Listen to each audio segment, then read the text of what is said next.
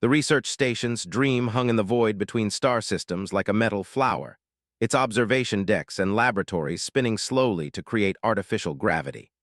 Dr. Sarah had called it home for 3 years now, studying the migration patterns of deep space organisms alongside her research team of 12 species from across the Galactic Council. Most of her colleagues had grown used to the peculiarities of working with humans. They understood that humans needed more sleep than the average species, consumed liquid stimulants called coffee in alarming quantities, and had an unusual tendency to form emotional attachments to inanimate objects. What they struggled to comprehend was Max. Max was a golden retriever, a creature that served no apparent scientific function yet consumed resources, required constant care, and somehow held a position of importance that baffled the alien crew. Though with their crystalline logic-based thinking, had run calculations proving that Max's presence decreased station efficiency by 12%. The engineer had filed 17 separate complaints about the biological contamination risk posed by Max's presence in the sterile research environment. Doctor had tried to explain the concept of companion animals to her colleagues during their first month together. She'd shown them research about therapy animals, emotional support, and the psychological benefits of human-animal bonds. The response had been politely confused silence from most species, though the empathic had seemed to grasp some emotional resonance in the relationship. "Max helps me think," Sarah had explained to Commander, the station's leader, during one of their regular briefings. "When I'm stuck on a problem, walking with him or just having him nearby helps me process information differently." Had tilted his elongated head, the bioluminescent patches along his neck flickering in patterns that indicated skepticism. "This creature provides computational assistance. Does it possess analytical capabilities we were not informed of?" "Not exactly," Sarah had replied, scratching Max behind the ears as he sat beside her chair. "It's more about emotional regulation. Humans work better when we feel calm and connected. Max provides that connection." The explanation had satisfied enough to allow Max to remain, though the compromise came with restrictions. Max was confined to the human quarters and common areas. He could not enter the sensitive laboratory sections without prior authorization. His presence during formal scientific presentations was discouraged, and absolutely under no circumstances was he to interfere with critical station operations. For 3 years, this arrangement had worked reasonably well. Max had proven himself to be remarkably well-behaved for what the aliens considered a barely domesticated wild creature. He didn't chew important equipment, rarely barked to disturb night shift workers, and had even won over a few of the more open-minded crew members. The Aquarian researcher, Dr. Bloom, had begun bringing Max treats from the hydroponics bay after discovering that the dog's enthusiastic tail wagging could actually help circulate air in the plant growth chambers. But tolerance was not the same as understanding, and for some crew members, Max remained an unwelcome reminder of human irrationality. Had never stopped viewing Max as a contamination risk and a waste of resources. The engineer's reports to Galactic Council oversight had grown increasingly critical of what he termed the human's inefficient emotional dependency on a non-sentient creature. His most recent submission had included detailed calculations about the resources diverted to Max's care: food, medical supplies, living space, and most importantly, the time Doctor spent attending to the animal's needs instead of focusing entirely on research. The tension had been building for months, though Sarah remained largely unaware of the growing resentment. She was deep in her research on quantum fluctuations in dark matter streams, work that could revolutionize faster-than-light travel if she could crack the mathematical models. The breakthrough felt close, tantalizingly within reach, and she'd been spending longer hours in the observatory, often with Max sleeping quietly at her feet while she worked. It was during one of these late-night research sessions that the incident began. Sarah had been reviewing spectral analysis data when Max suddenly lifted his head, ears perked and alert. She glanced down at him, nodding his tense posture. "What is it, boy? Need to go out?" Max stood slowly, a low growl rumbling in his chest as he faced the laboratory entrance. Sarah frowned. In all their years on the station, she'd never heard Max growl at another crew member. He was naturally social and had always been curious rather than defensive around the aliens.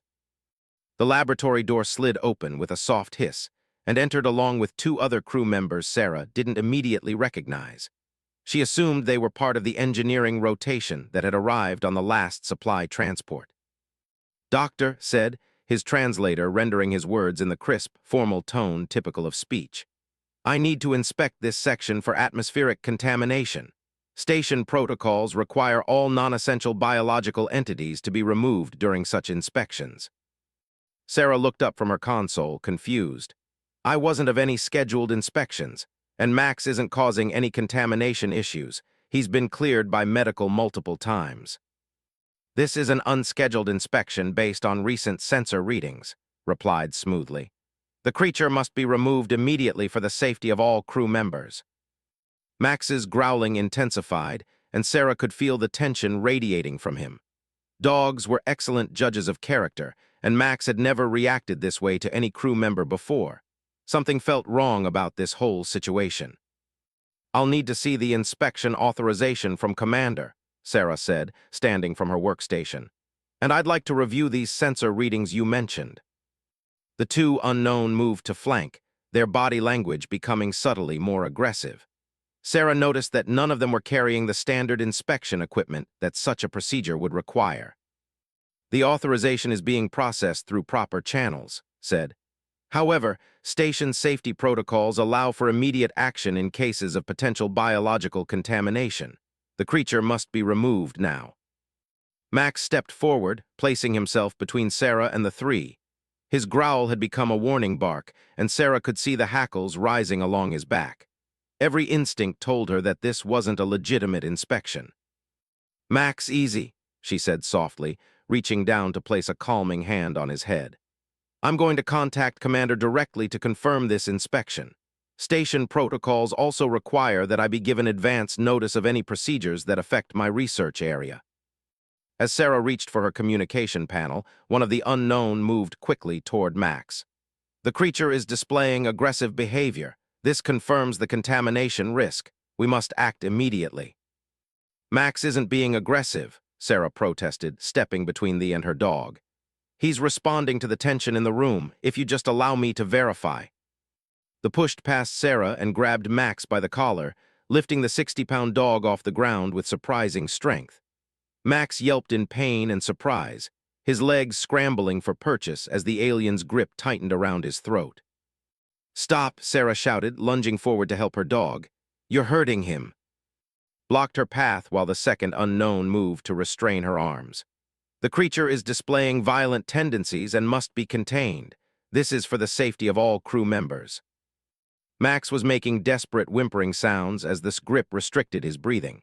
His eyes found Sarah's, filled with confusion and trust that she would somehow make this stop. That look of absolute faith in her protection hit Sarah like a physical blow. "Let him go right now," Sarah said, her voice taking on a tone that her colleagues had never heard before. It was quiet, controlled, but carried an undertone that made the translator unit struggle to find appropriate words. "Release my dog immediately, or I promise you will regret it." Made a sound that might have been laughter. "Your emotional attachment to this creature has compromised your judgment. Doctor, you threaten trained security personnel over a simple animal. This only proves our point about human instability." The holding Max gave the collar a sharp twist, and Max cried out in pain. Sarah heard something inside herself break at that sound. 3 years of diplomatic cooperation, of cultural sensitivity training, of carefully maintaining relationships, all of it crumbled in the face of seeing her best friend hurt by these beings she had trusted. "You have exactly 5 seconds to release him," Sarah said, her voice now carrying a deadly calm that seemed to lower the temperature in the room. 5. They exchanged glances that suggested they found her countdown amusing. 4. Max whimpered again, his struggles becoming weaker as his air supply was restricted. 3. Sarah's hands moved to the emergency controls on her workstation, though they didn't immediately understand the significance of this action. 2. The holding Max tightened his grip further, apparently deciding to demonstrate his authority over both the human and her pet. Sarah's finger hovered over the emergency lockdown control that would seal all laboratory sections and trigger an automatic distress signal to Galactic Council emergency services. Once activated, it would bring immediate investigation and intervention. It would also likely end her research career and destroy the careful diplomatic relationships that had taken decades to build between humanity and the other council species. She looked at Max one more time, seeing her loyal companion's eyes beginning to glaze as consciousness faded from lack of oxygen. One, the choice was simple. Her research, her career, even Earth standing in the Galactic Council, none of it mattered more than the life of the creature who had given her 3 years of unconditional love and loyalty. Sarah slammed her palm down on the emergency control. Immediately, red warning lights began flashing throughout the station as blast doors sealed every section. Klaxons wailed through the corridors as the automated systems activated full emergency protocols. Every crew member would now be locked in their current location until Galactic Council investigators could board the station and determine the nature of the emergency. The holding Max dropped him immediately as the gravity of their situation became clear. Max collapsed to the floor, gasping and coughing but alive. Sarah dropped to her knees beside him, gathering the trembling dog into her arms while keeping her eyes fixed on the three who now found themselves trapped in a room with a human whose protective instincts had just been activated. "You have made a severe error in judgment," Doctor said, though his confident tone had noticeably wavered. "Triggering false emergency protocols is a serious violation of Council law." Sarah stood slowly, her arms still protective around Max, and looked at each of the in turn. When she spoke, her voice carried something that made their translation units generate warning symbols about untranslatable human emotional concepts. "False emergency?" she asked quietly. "3 crew members just assaulted a registered companion animal and threatened a senior researcher. That sounds like a real emergency to me. And when the Council investigators arrive, they're going to find security footage of everything that just happened. They're going to see exactly who violated protocols here." The reality of their situation was beginning to dawn on the emergency. Lockdowns automatically activated all recording systems. Every moment of their unauthorized inspection and their assault on Max had been captured and transmitted to Council oversight systems. There would be no way to claim this was a legitimate safety procedure. Sarah knelt again to check Max's injuries, her hands gentle as she examined his throat and neck for damage. He was bruised and shaken, but appeared to be breathing normally. The sight of him looking up at her with complete trust, even after what he'd just endured, sent another wave of protective fury through her system. "You know what the really stupid thing about this is?" Sarah asked, not looking up from Max as she spoke. "I was actually close to a breakthrough in my research, something that could have benefited all Council species. But you decided that your personal prejudices were more important than scientific advancement. You decided that hurting my dog was worth risking diplomatic relations." She finally raised her eyes to meet theirs, and took involuntary steps backward at the expression they found there. "You have no idea what you've just started," Sarah continued, her voice still carrying that unsettling calm. "You think humans are emotionally unstable. You think our attachments to other species make us weak. You're about to learn exactly why every predator species in the galaxy gives humanity a very wide berth when our protective instincts are activated." The emergency lights continued to flash red as they waited for Council investigators to arrive. In the silence broken only by Max's gradually steadying breathing and the distant wail of klaxons, something fundamental had shifted in the relationship between humanity and its alien allies. They had wanted to demonstrate human weakness and irrationality. Instead, they had awakened something far more dangerous. A human who would burn down every diplomatic bridge in the galaxy to protect a single loyal friend. And they were about to discover that they were not nearly as prepared for that reality as they had believed. The Council investigation ship arrived its dream within 18 hours of the emergency signal, its sleek form docking with the research station like a silver blade sliding into a sheath. The investigators who boarded were a mixed team representing 7 different species, led by Chief Investigator H, whose empathic abilities made her particularly suited for resolving conflicts. Dr. Sarah sat in the station's main conference room, Max lying quietly at her feet with a protective collar around his bruised throat.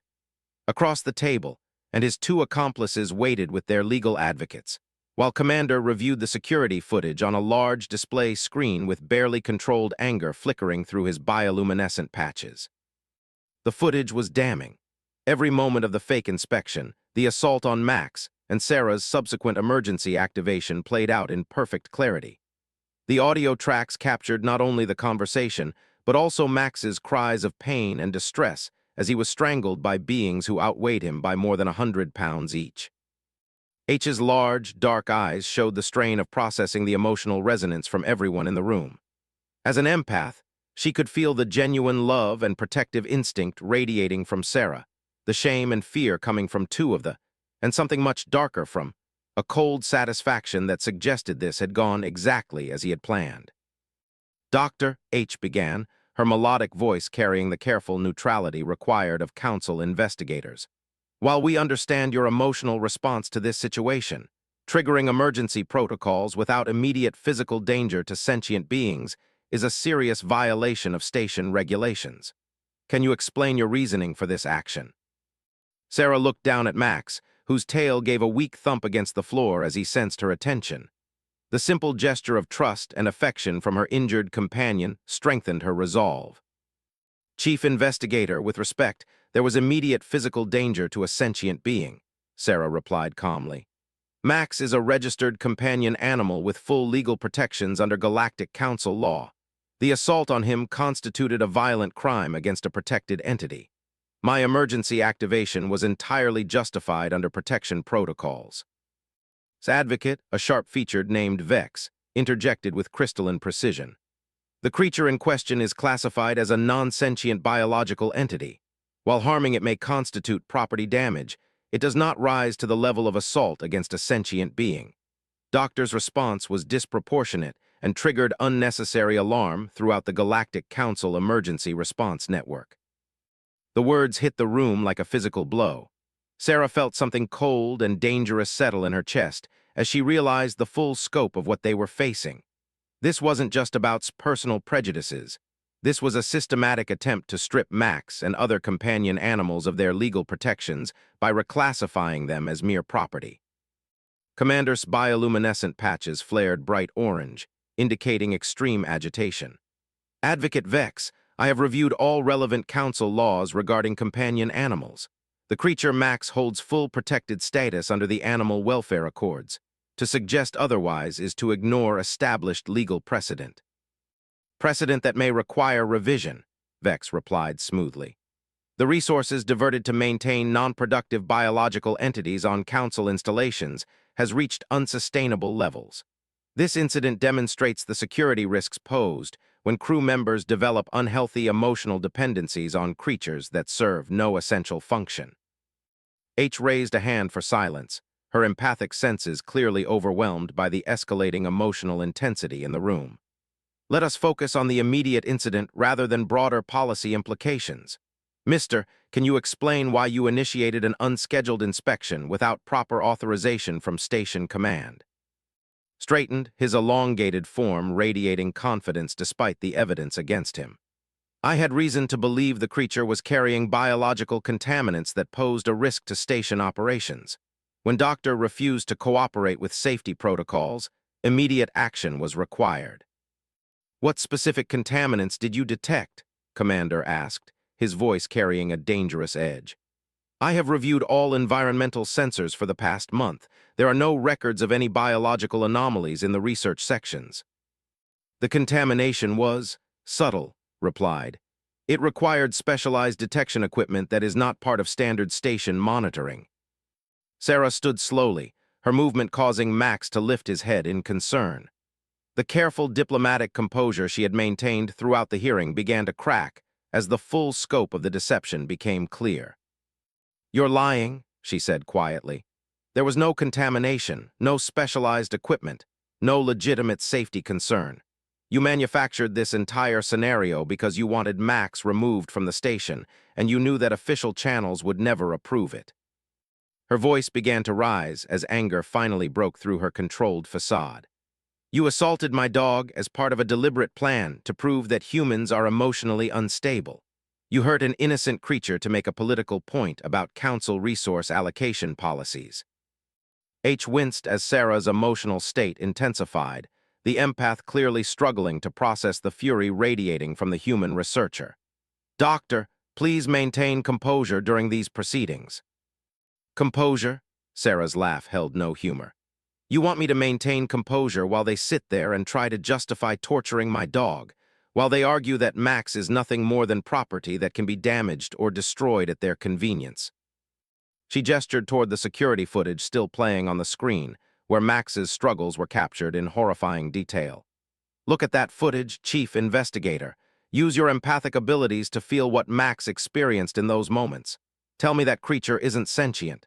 Tell me his fear and pain don't matter because he can't speak in words you understand. H's large eyes fixed on the screen, and Sarah could see the empath's expression change as she extended her abilities toward the recorded emotions of the incident.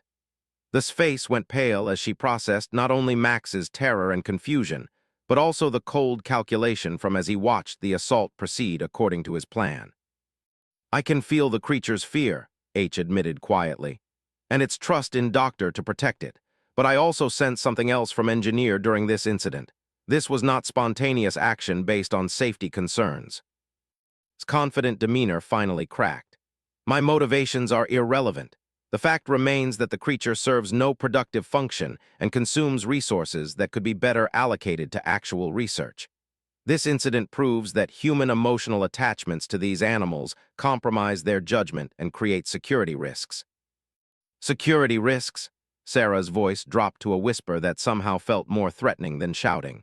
You want to see a security risk? I'll show you exactly what kind of security risk you've created.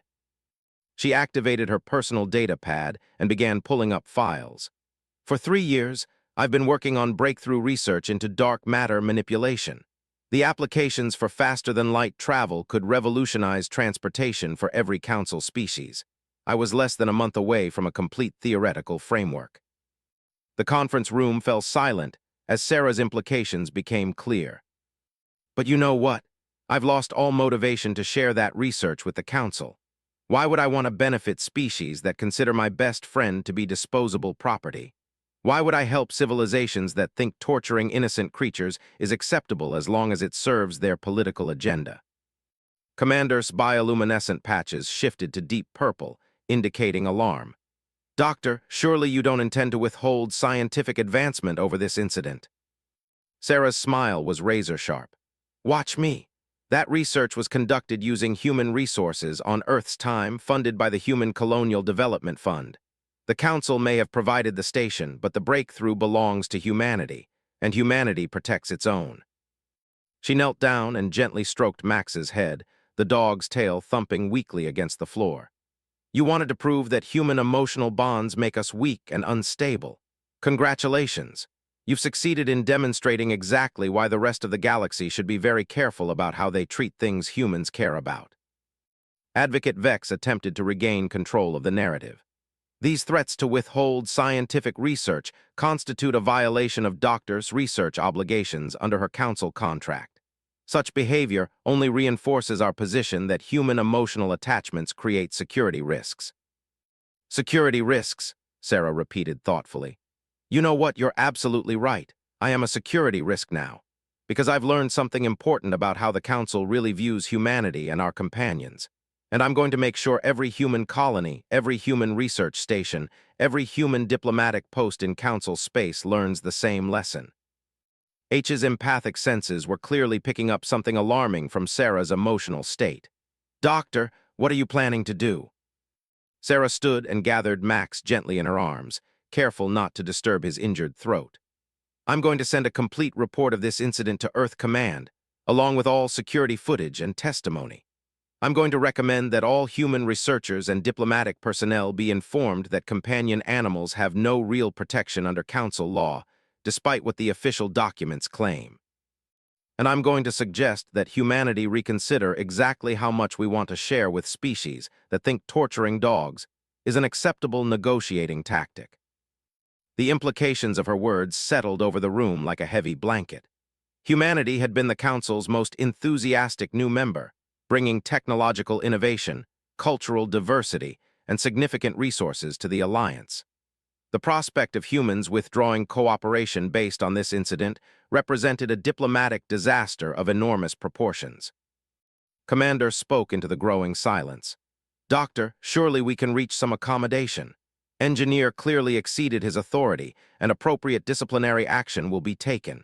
This incident should not be allowed to damage the broader relationship between humanity and the Council. Sarah looked around the room, taking in the faces of beings she had worked alongside for 3 years. Some showed genuine concern and regret. Others, like his advocate, still radiated the cold calculation that had started this entire mess. You're right, Commander. This incident shouldn't damage our broader relationship. But it has, because it's revealed something fundamental about how the Council views humanity and our bonds with other species. You see our capacity for love and loyalty as weakness to be exploited rather than strength to be respected. Max stirred in her arms, looking up at her with complete trust despite everything he had endured. That simple expression of faith strengthened her resolve. The Council will receive my resignation from the research project within 24 hours, Sarah announced. Max and I will be returning to Earth on the next available transport, and when we get there, we'll be sharing our story with anyone who wants to listen. As she turned toward the conference room exit, H called out desperately, "Doctor, wait. Perhaps we can discuss alternative arrangements. Surely there's some compromise that would allow you to continue your research." Sarah paused at the doorway, not turning around. "Chief Investigator, the only compromise I'm interested in would require and his accomplices to experience exactly what Max experienced. Since I doubt they'd be willing to volunteer for that, I think we're done here." She walked out of the conference room with Max in her arms, leaving behind 3 years of research, a potential breakthrough that could have changed galactic civilization, and any pretense of diplomatic cooperation with species that thought torturing her dog was an acceptable way to prove a point. Behind her, the Council investigators began to realize that they had just witnessed the beginning of what would become known as the Companion Crisis, a diplomatic incident that would ultimately force every species in the galaxy to reconsider their understanding of human protective instincts and the lengths to which humans would go to defend those they considered family. They had wanted to demonstrate human weakness. Instead, they had unleashed something far more dangerous. A human who no longer cared about playing by diplomatic rules and was prepared to show the galaxy exactly what happened when you harmed something a human loved. The news of the station incident reached Earth within 48 hours of Dr. Sarah's resignation, transmitted through official diplomatic channels and unofficial networks simultaneously. The response from humanity was swift, unified, and absolutely devastating to Galactic Council expectations of how a rational species should behave. Admiral stood before the emergency session of Earth's United Colonial Command, her weathered face grim as she addressed the assembled representatives of humanity's spacefaring civilization. Behind her, a holographic display showed the security footage from Dream, with Max's assault playing on loop, while translation software provided subtitles of this dismissive comments about emotional instability and non-sentient biological entities. "Ladies and," Admiral began, her voice carrying the authority of someone who had negotiated humanity's entry into the Galactic Council 15 years earlier, "we have a problem. Not a diplomatic misunderstanding, not a cultural miscommunication, but a fundamental incompatibility between human values and Council attitudes toward the sanctity of life." The footage continued to play as she spoke, showing Max's terrified eyes and Sarah's desperate attempts to protect her companion. Representatives from every human colony, research station, and diplomatic post watched in silence as the reality of their situation became clear. Dr. James, Earth's primary and longtime advocate for peaceful cooperation with alien species, raised his hand. "Admiral, surely this is an isolated incident." Engineer clearly exceeded his authority. The Council investigation team seemed genuinely concerned about resolving the situation. His expression hardened. "Doctor, I want you to pay very careful attention to what Advocate Vex said during those proceedings."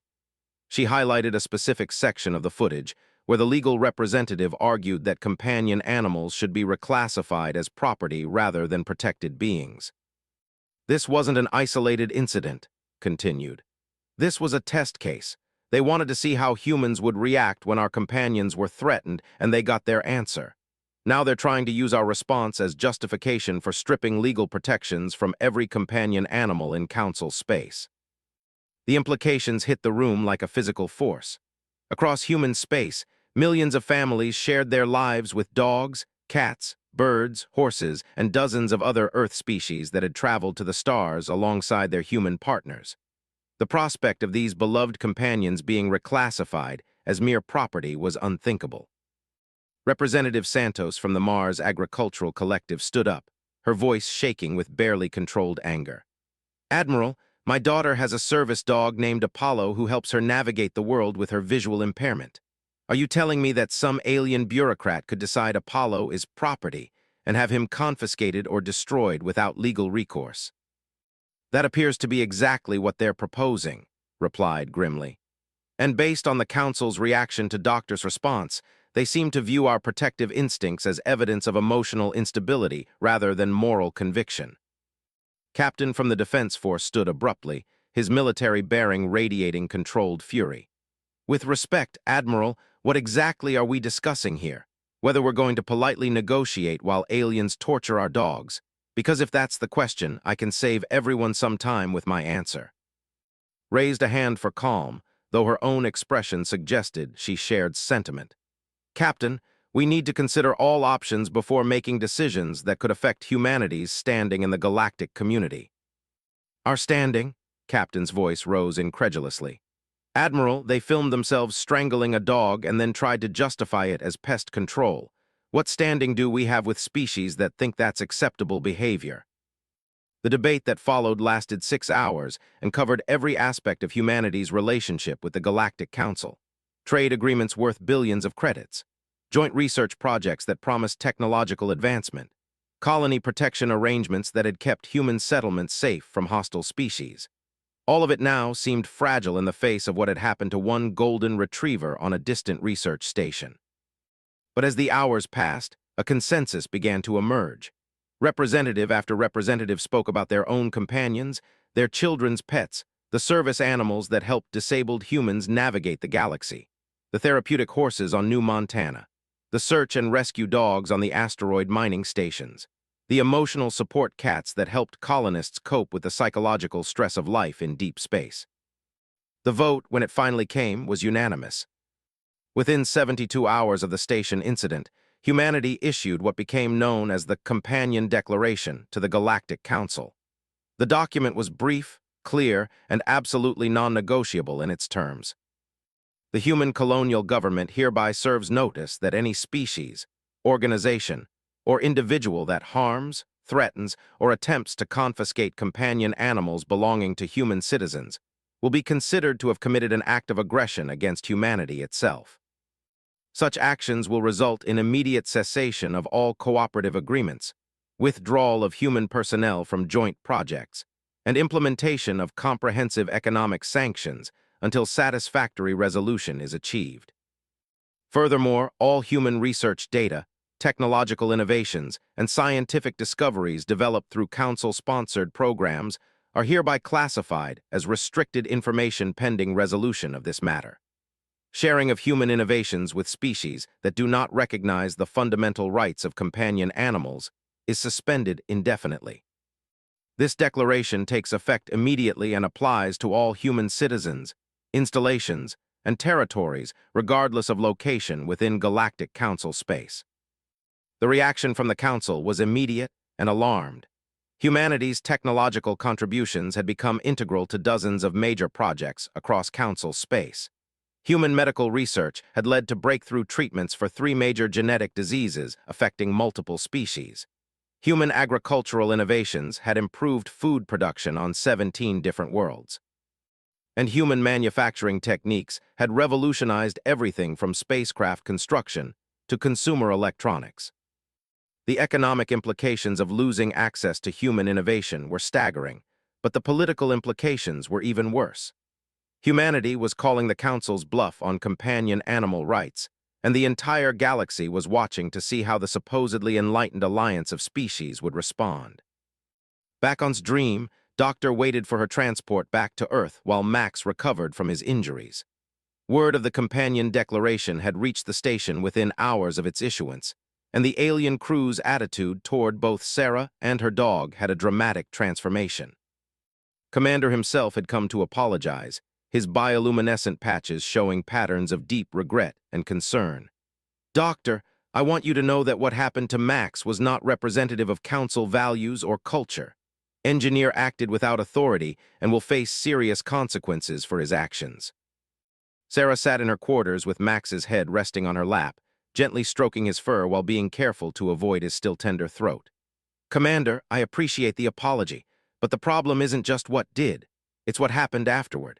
The legal arguments, the attempt to reclassify companion animals as property, the suggestion that human emotional bonds are security risks.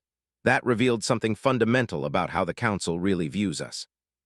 Its patterns shifted to deep blue, indicating profound sadness. Your species has contributed so much to our alliance. Surely this matter can be resolved through negotiation and compromise. What kind of compromise did you have in mind? Sarah asked quietly. Maybe serves a few months of community service. Maybe the council issues a statement about respecting cultural differences.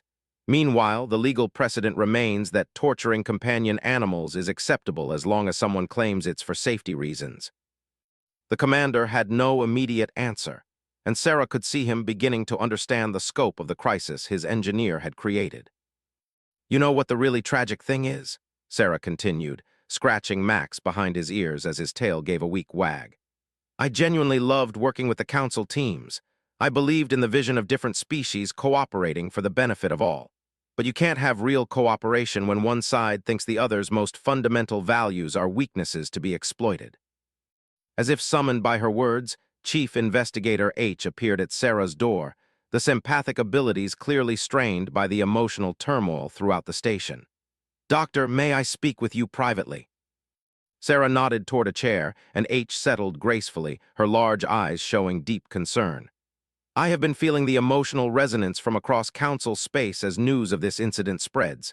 The fear, the anger, the sense of betrayal from human populations. This has become much larger than anyone anticipated. Good, Sarah replied simply. Maybe now the council will take companion animal rights seriously instead of treating them as a political inconvenience. The economic implications alone are forcing immediate council review, H admitted. 3 major infrastructure projects have been suspended due to loss of human technical expertise.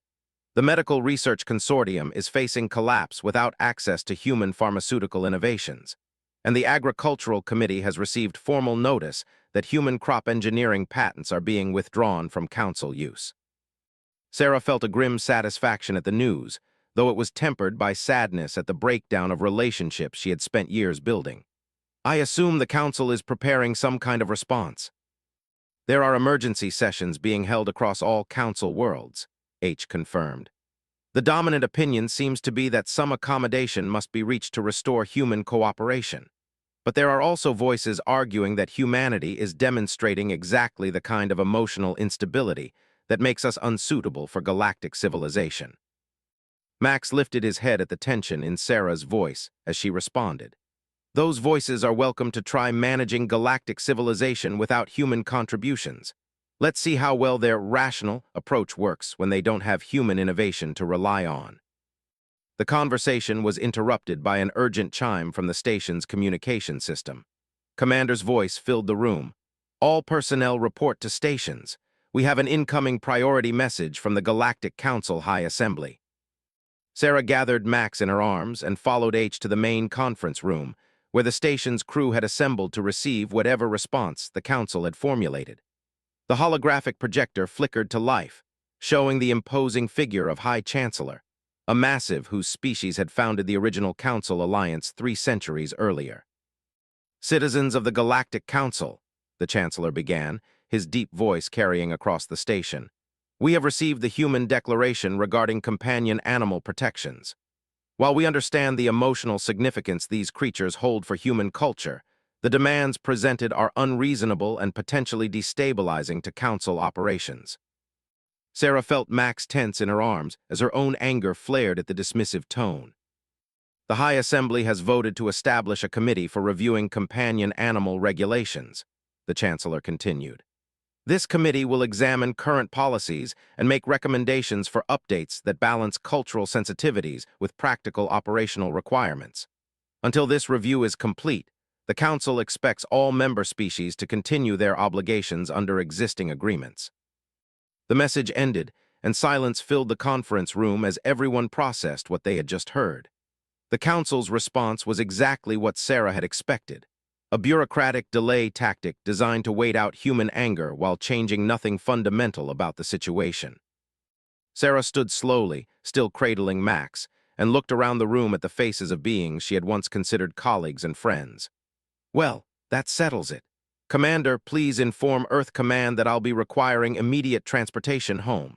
And Chief Investigator H, you can tell the High Assembly that their committee can take all the time they want to review companion animal policies.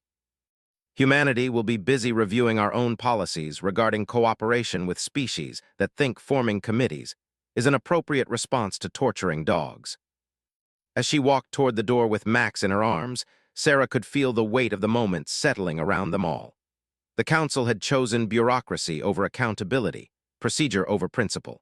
They had confirmed every fear that humanity had developed about their true attitude toward human values and human lives.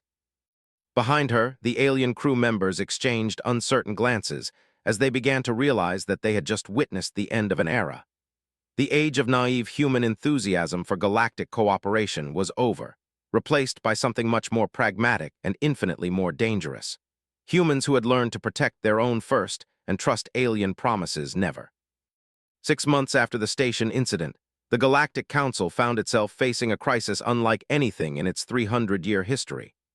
The human withdrawal, as it came to be known, had cascaded far beyond anyone's initial predictions, transforming from a diplomatic dispute about companion animals into an existential threat to the Council's technological and economic foundation.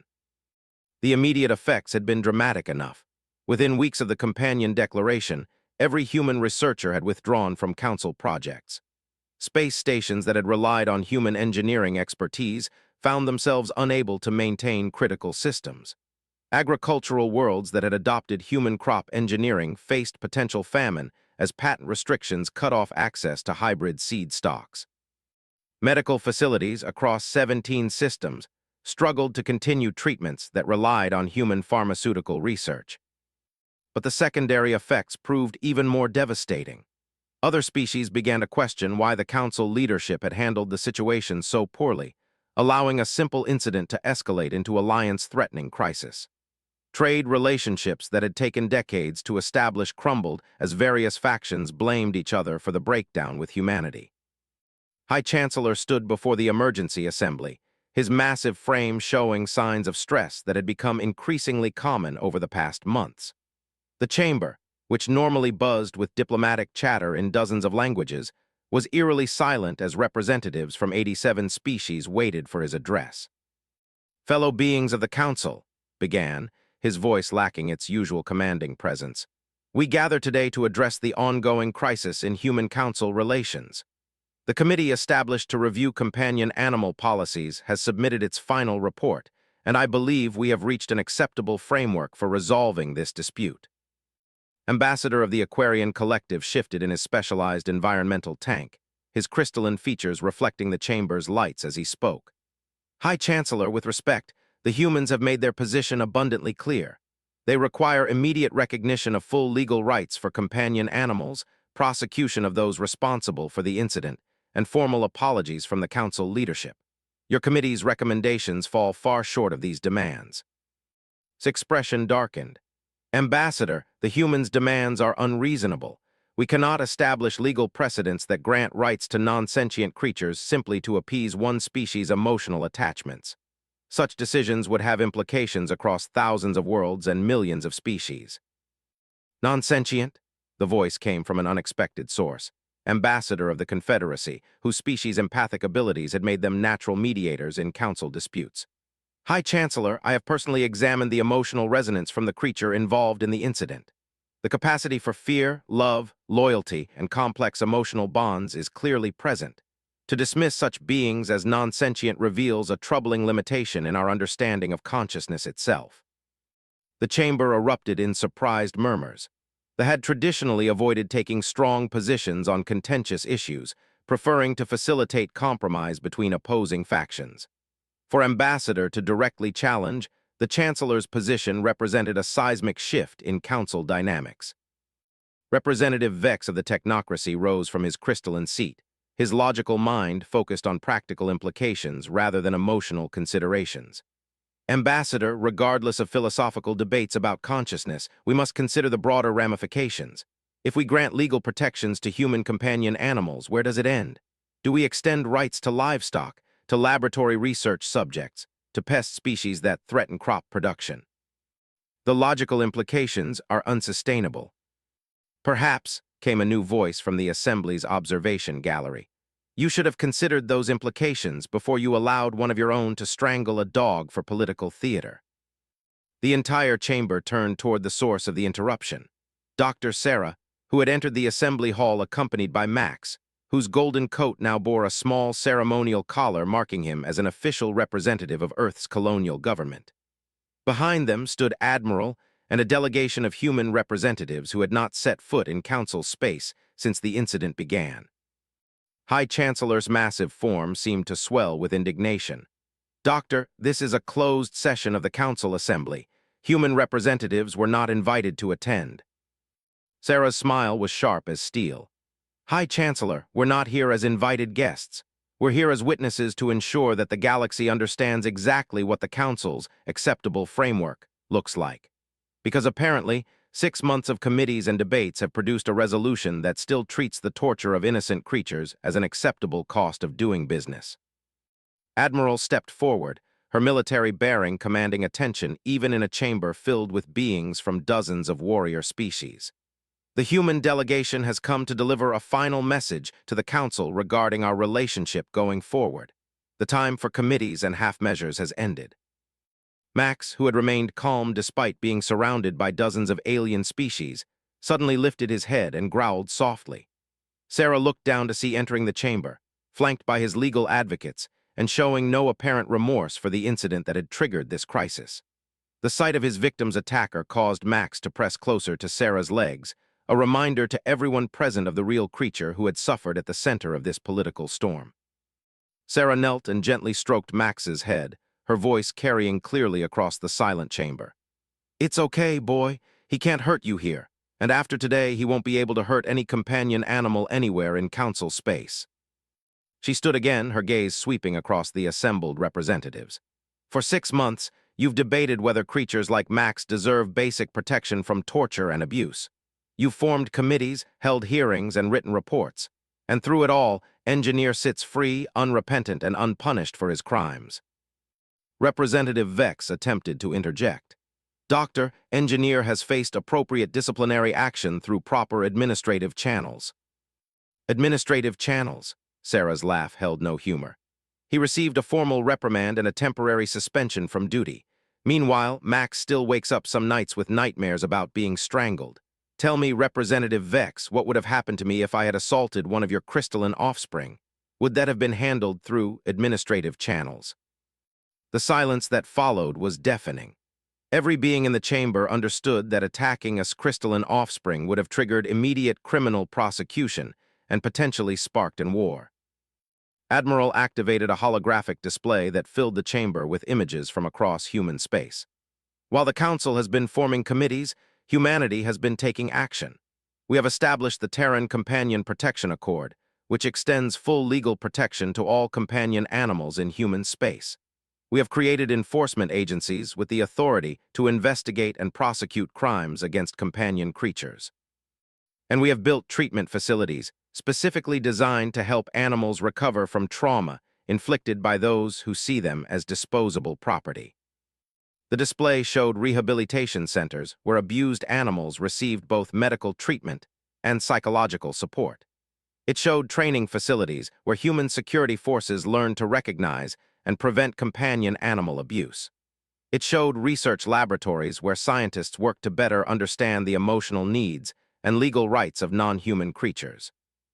Most importantly, Admiral continued, we have established the Human Protection Fleet with standing orders to respond immediately to any threat against companion animals in Council space. Any species that harms human companions will face economic sanctions, technological restrictions, and if necessary, direct intervention to protect innocent creatures. High Chancellor's voice carried a note of alarm. Admiral, you cannot threaten military action over disputes regarding non-sentient creatures. Such actions would violate every principle of council law and cooperation. Max whimpered softly at the tension in the chamber, and Sarah immediately knelt to comfort him. The simple gesture, a human providing comfort to a frightened animal, created a moment of stark contrast against the political maneuvering surrounding them. "High Chancellor," Sarah said quietly, her voice somehow carrying clearly despite her position on the floor next to Max. "You keep calling him non-sentient. Look at him. Really look. He understands that we're in a threatening situation. He's seeking comfort from someone he trusts. He remembers being hurt and is afraid it might happen again. If that's not sentience, then I don't know what is." She stood again, keeping one hand protectively on Max's head. "But here's the thing you've never understood about humans. It doesn't matter whether you consider him sentient or not. We do. And we protect what we consider family, regardless of what anyone else thinks about it." Ambassador spoke into the tense silence.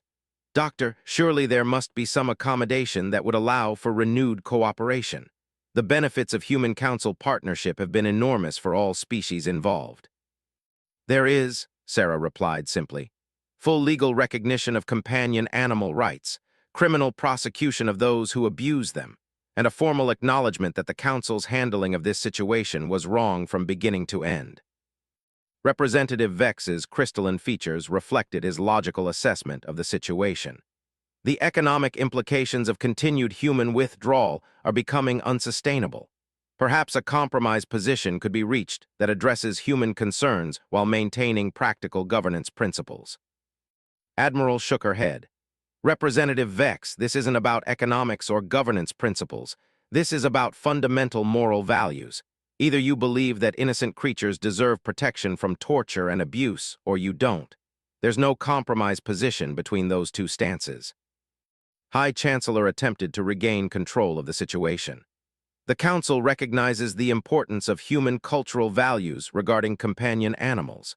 However, we cannot allow one species to dictate policy for the entire galactic community based on emotional attachments."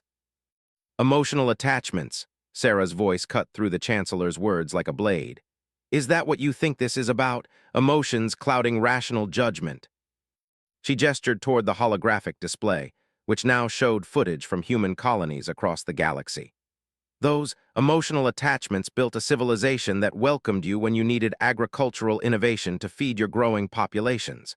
Those irrational humans shared medical technology that saved millions of lives across dozens of species.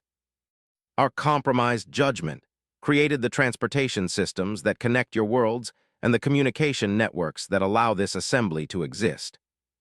Max sat calmly at her feet, his presence a reminder of what was really at stake in this debate. Around the chamber, representatives from species that had benefited enormously from human cooperation began to shift uncomfortably as the implications of Sarah's words settled in. "You wanted to test whether human emotional bonds made us weak and unreliable partners," Sarah continued. "Congratulations. You've learned that humans don't abandon those we care about when it becomes politically inconvenient. You've discovered that we don't sacrifice innocent creatures on the altar of bureaucratic efficiency. And you found out that we're perfectly capable of building our own alliances with species that share our values." The chamber fell silent as the full scope of humanity's message became clear. This wasn't just about companion animal rights. This was about fundamental compatibility between human values and council governance. And humanity had decided that the two were irreconcilable under current circumstances. As Sarah prepared to deliver humanity's final ultimatum to the Galactic Council, Max looked up at her with complete trust, unaware that his suffering had become the catalyst for a transformation that would reshape the political landscape of the galaxy. The age of human accommodation to alien sensibilities was ending, replaced by something far more dangerous to the established order: humans who had learned to put their principles above political convenience.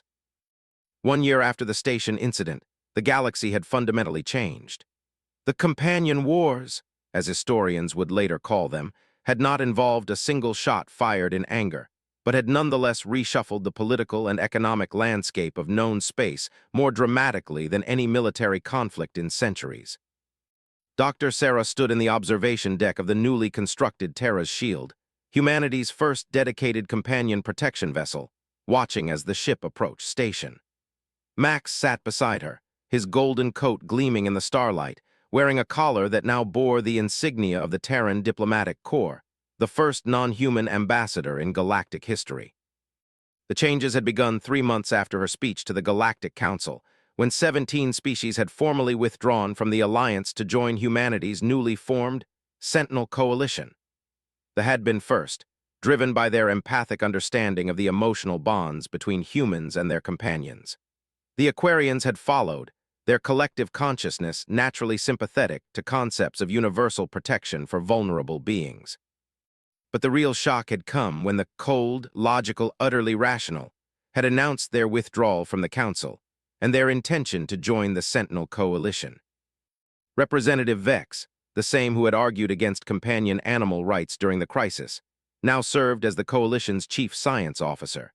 His transformation had begun with a simple question posed by his own offspring.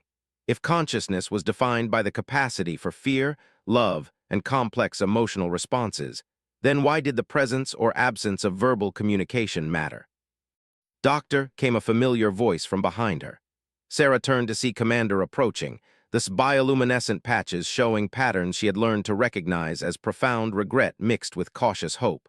"Permission to speak with you privately." Sarah gestured toward a nearby seating area and settled his elongated frame into a chair designed to accommodate multiple species' anatomy. Max immediately moved to investigate the alien commander, his tail wagging as he received the gentle head scratches that had learned were appropriate greetings for Earth canines. "It's remarkable how much he's grown since," paused, his patterns shifting to deeper blue hues. "Since the incident that changed everything, he shows no fear of me anymore." "Dogs are remarkably forgiving," Sarah replied, watching Max enjoy the attention. "They judge beings by their current actions rather than their past mistakes. Humans could learn something from that quality." His patterns brightened slightly. "That's actually why I wanted to speak with you. The Council has voted to formally request admission to the Sentinel Coalition. We recognize that our previous stance on companion animal rights was morally and ethically indefensible." Sarah studied the alien commander's expression, noting the genuine remorse in his bioluminescent display. "Commander, I appreciate the gesture, but Coalition membership requires more than just acknowledging past mistakes. It requires a fundamental commitment to protecting all sentient beings, regardless of their species or their ability to communicate in ways we immediately understand." "We understand," replied solemnly. "Our application includes a complete restructuring of law to extend full legal protections to all companion animals within our space. We've also established investigation protocols to identify and prosecute any past incidents of companion animal abuse." Max had settled at his feet, apparently declaring the commander acceptable company. The simple gesture of trust from a creature who had been tortured by members of species carried more diplomatic weight than any formal treaty.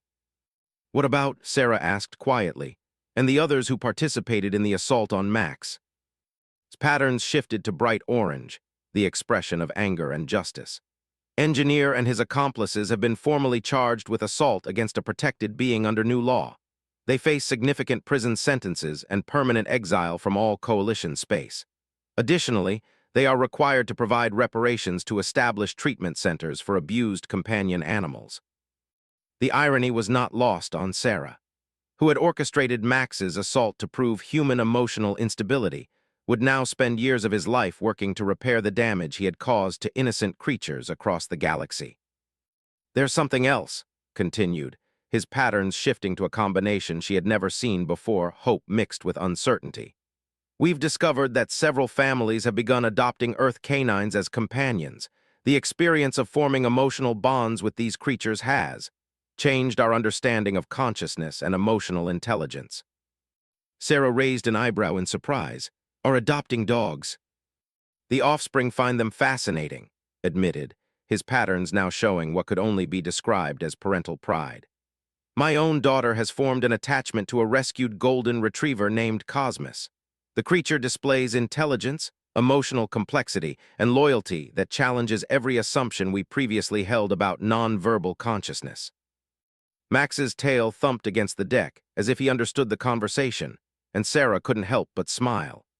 The same qualities that had made Max her beloved companion were now opening minds across an entire species to new understandings of sentience and emotional bonds. The Galactic Council has formally dissolved, continued. High Chancellor was removed from office when 60% of member species to either join the coalition or form their own alliance. The remaining species have established the Pragmatic Trade Confederation, but it's essentially a shadow of what the Council once was. Sarah nodded thoughtfully. The economic implications had been too severe for the old Council structure to survive. Human technological innovations had become so integrated into galactic civilization that losing access to them had triggered system-wide collapses in everything from transportation to food production. "What about Earth's position?" asked. "Will humanity consider allowing former Council species to earn coalition membership through demonstrated commitment to companion protection?" "That's not really my decision to make anymore," Sarah replied. "I'm just the ambassador for companion relations. But I can tell you that the Coalition's charter is clear. Any species that can demonstrate genuine respect for the rights and dignity of all sentient beings is welcome to apply for membership." Max stood and moved to the observation window, his keen senses detecting something before the humans and aliens in the room. Moments later, the ship's communication system announced an incoming priority transmission from Earth. Admiral's image appeared on the holographic display, her expression carrying news of obvious importance. "Doctor, Commander, we've just received word from the Titan colonial government. They're requesting immediate coalition intervention in a companion animal abuse case involving traders who confiscated therapy animals from disabled children, claiming they were unnecessary biological cargo." Sarah felt familiar anger flare in her chest, but it was tempered now by the knowledge that humanity was no longer alone in protecting vulnerable creatures. "Admiral, what's our response timeline?" "The protection fleet is already en route," replied grimly. "The traders have 6 hours to return the animals unharmed and present themselves for prosecution under coalition law. If they refuse, we're authorized to use whatever force is necessary to retrieve the creatures and ensure they receive appropriate care." Commander's patterns flared bright orange. "Admiral, the Defense Fleet requests permission to assist in this operation. We have ships in that sector that could provide additional support." Sarah looked at Max, who had turned from the window to watch the conversation with alert intelligence. In his eyes, she saw the same trust and loyalty that had sustained her through the darkest moments of the crisis. But she also saw something new, the understanding that he was no longer just her companion, but a symbol of the principles that had reshaped galactic civilization. "Granted, Commander," replied. "All coalition forces are authorized to respond to companion animal abuse cases with maximum priority. The galaxy needs to understand that threatening innocent creatures will bring immediate and overwhelming response from anyone who shares our values." As the transmission ended, Sarah knelt beside Max and gently stroked his head. "You know what the ironic thing is?" she said to. "Wanted to prove that human emotional bonds made us weak and unstable. Instead, he proved that they make us strong enough to stand up for what we believe in, even when the entire galaxy tells us we're wrong." Max's tail wagged as he leaned into her touch, and Sarah could feel the weight of everything that had changed because of one moment when aliens had threatened a creature she loved. The research career she had lost seemed insignificant now compared to the new civilization that had emerged from that crisis. "Doctor," said quietly, his patterns showing deep contemplation, "do you think the galaxy is better for what happened? The old council maintained peace for 3 centuries, even if it was built on compromises that ignored the rights of vulnerable beings." Sarah considered the question as she watched Max settle beside her, completely trusting that she would protect him from any threat. "Commander, peace built on the suffering of innocent creatures isn't really peace at all. It's just organized indifference to injustice. The coalition may be smaller than the old council, but it's founded on principles that protect all sentient beings, not just the ones with political power." Through the observation window, Station grew larger as their ship approached. The research facility had been converted into a coalition diplomatic post and companion animal rehabilitation center. Where Sarah had once worked alone with Max, teams of researchers from dozens of species now collaborated on projects designed to better understand and protect all forms of consciousness. "There's one more thing," Sarah said as they prepared for docking. "When we meet with the station crew, they're going to want to apologize again for what happened here. I want you to watch Max during those conversations. Really watch him. See how he interacts with beings who once threatened him, how he judges their current intentions rather than their past actions. His patterns shifted to attentive blue. What should I be looking for? The future of cooperation, Sarah replied simply. Max will teach you more about forgiveness and moving forward than any diplomatic treaty ever could. Because at the end of the day, the principles that protect companion animals are the same principles that build lasting peace between any species. Respect for dignity, protection of the vulnerable, and the understanding that consciousness comes in many forms. As their ship docked with station, Sarah gathered Max in her arms and prepared to return to the place where everything had changed. The galaxy was different now, smaller in some ways, but immeasurably larger in its capacity for protecting those who needed protection.